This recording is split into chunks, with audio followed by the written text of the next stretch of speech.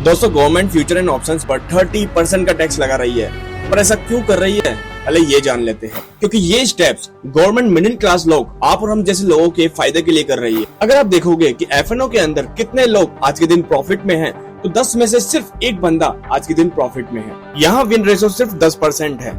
अब जो लॉस में है वो कितना लॉस में है? कोई होगा 1 लाख, कोई होगा 10 लाख, तो कोई होगा 50 लाख के लॉस में। अगर आप एवरेज देखोगे तो भैया 1.25 लाख का लॉस आज के दिन एफएनओ के अंदर ट्रेडिंग में हो रहा है। अब हमारे देश में पर कैपिटा इनकम जो कि स्टेट वाइज होती है, अगर आप वो इनकम देखोगे तो ऑन एन एवरेज राजस्थान में, जहाँ से बेसिकली मैं भी बिलोंग करता हूँ, वहाँ पर कैपिटा इनकम यानी कि पर पर्सन की इनकम 1,35,000 रुपए है। जब एक बंदा एफएनओ के अंदर ट्रेडिंग में 1,25,000 रुपए का लॉस कर रहा है, तो आप खुद सोचो कि भैया कितनी बड़ी पागलपंती चल रही है। अब गाइस यहाँ पर मेन चीज ये है कि जितने भी लोग मार्केट में आज के दिन नए आ रहे हैं, उनका आने से पहले सबसे पहला टारगेट यही होता है कि भैया फ्यूचर एंड ऑप्शंस के अंदर ट्रेडिंग करनी है। क्योंकि आज के दिन बहुत इजी हो गया है सब, डीमेट अकाउंट ओपन करवाना, उसके अंदर 10-20 हजार रुपए ऐड करना और ट्रेड स्टार्ट करना। अब अगर मैं आपको कहूँ कि एक गरीब को 5 से 10 हजार रुपए दे दो, तो 100 में से 99 लोग उस गरीब को पैसा नहीं देंगे। लेकिन फ्यूचर एंड ऑप्शंस में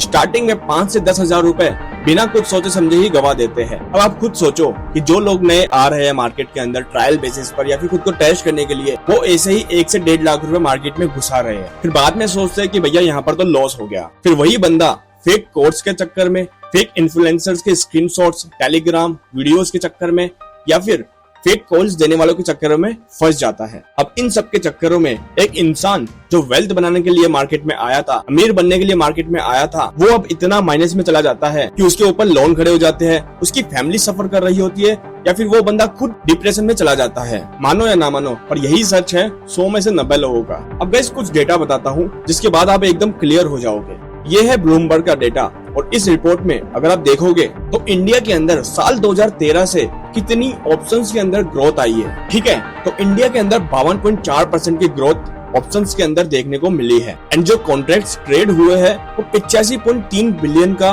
वॉल्यूम ट्रेड हुआ है। गाइस ये इतना ज्यादा है कि आप लिख भी नहीं सकते हो। तो ये चीज इंडिया में पिछले 10 सालों से एफएनओ के अंदर जो ट्रेड करने का क्रेज चला है, उसकी वजह से इंडिया टॉप पर है और 52% से ग्रोथ कर रहा है। अब गाइस ये चिंता का विषय है क्योंकि हमारे अलावा बाकी की कंट्रीज जो इतनी स्ट्रांग है, इतनी आगे है हमसे, उनके अंदर ऐसा कुछ भी नहीं है। लेकिन इंडिया के अंदर ही इतनी ज्यादा ग्रोथ हो रही है ऑप्शंस और फ्यूचर्स के अंदर। अब ये रिपोर्ट देखो, इसके अंदर derivative two cash volume ratio है। अब अगर मैंने एक स्टॉक बाय किया, सपोज मैंने रिलायंस का एक स्टॉक बाय किया, तो उसके अगेंस्ट में कितने एफएनओ ट्रेड हुए होंगे, उनका रेशो क्या है, वो इंडिया के अंदर सबसे ज्यादा है। गाइस यूएसए इतनी बड़ी कंट्री है, इतना बड़ा देश है, उसके अंदर एक इक्विटी के अगेंस्ट सिर्फ 9 एफएनओ ट्रेड हो रहे हैं और उनके कंपैरिजन में हमारा देश जो कि जुआरी बन चुका है। यहाँ हर मिडिल क्लास व्यक्ति जिसके पास 10-20 हजार रुपया है, वो यही सोचता है कि भैया ऑप्शंस ट्रेडिंग ही एक ऐसा जरिया है जिसके थ्रू अमीर बना जा सकता है। तो वो अपनी मेहनत की कमाई इक्विटी में ट्रेड नहीं कर रहा, वो ऑप्शंस के अंदर ट्रेड करके उसको बर्बाद कर रहा है। तो इंडिया में एक इक्विटी के against 400 future and options buy हो रहे हैं। सोचो कितना बड़े लेवल पर यहाँ पर एफएनओ बढ़ता जा रहा है। अब गाइस एक और इंटरेस्टिंग बात, अब जब इतने सारे लोग लॉस कर रहे हैं तो वर्ड ऑफ माउथ से पता चल ही जाता है कि ऑप्शंस ट्रेडिंग सेफ नहीं है।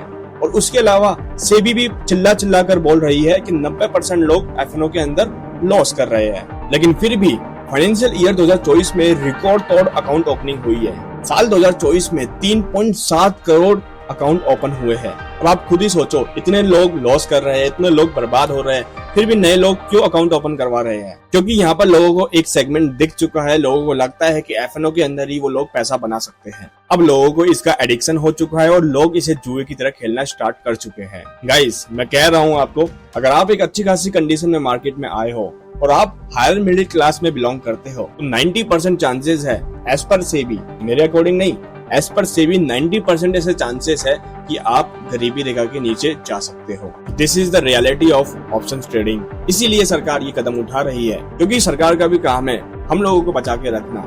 इसीलिए वो इस पर इतना बड़ा टैक्स लगा रही है। इसीलिए जुए, गैम्बलिंग गिफ्ट जैसी इनकम को कैजुअल इनकम के अंदर शामिल किया जाता है एज पर इनकम टैक्स, और कैजुअल इनकम के अंदर फ्लैट 30% का टैक्स ऑलरेडी इंक्लूडेड है। लेकिन गवर्नमेंट ने एफएनओ को भी अब कैजुअल इनकम के अंदर इंक्लूड कर दिया है, जो कि एक तरीके से जुए और सट्टे की तरह कंसीडर किया जाएगा। और अब अगर आप टैक्स भरने के बावजूद भी एफएनओ के अंदर ट्रेड कर रहे हो तो भैया आपसे बड़ा गैम्बलर कोई नहीं है। वैसे गाइस मेरे पॉइंट ऑफ व्यू से एफएनओ के अंदर ट्रेडिंग करनी भी नहीं चाहिए, क्योंकि आप एफएनओ में 10,000 रुपए लगाकर 10% यानी कि 1,000 रुपए कमा भी लिए तो उसमें से गवर्नमेंट और ब्रोकरेज चार्जेस 100-200 रुपए लग जाएंगे अगर आप 2-3 ट्रेड करते हो तो, और उसके बाद आपके पास सिर्फ 800 रुपए बचेगा।